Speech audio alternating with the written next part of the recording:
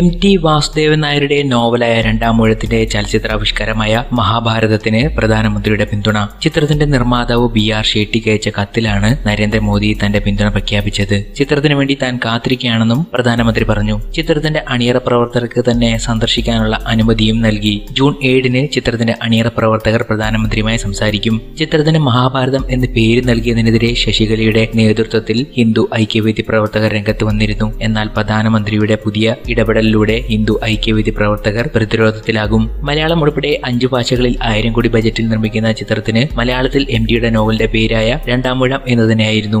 English, Hindi, Tamil, Telugu ഭാഷകളിൽ മഹാഭാരതം എന്നുമായിരുന്നു പ്രോജക്ടിന് പ്രഖ്യാപന വേളയിൽ പേരിട്ടിരുന്നത്. എന്നാൽ രണ്ടാം ഊഴത്തിന്റെ ചലച്ചിത്രാവിഷ്കാരത്തിന് മഹാഭാരതം എന്ന് പേരിട്ടതിനെതിരെ സംഘപരിവാർ അനുകൂലികൾ സോഷ്യൽ മീഡിയയിൽ പ്രതിരോധവുമായി എത്തിയിരുന്നു. എന്നാൽ മലയാളം ഒഴികെയുള്ള ഭാഷകൾക്കായി നിശ്ചയിച്ചിരുന്ന മഹാഭാരതം എന്ന പേര് മാറ്റുന്നില്ലെന്ന് ശ്രീകുമാർ മേനോൻ വ്യക്തമാക്കി.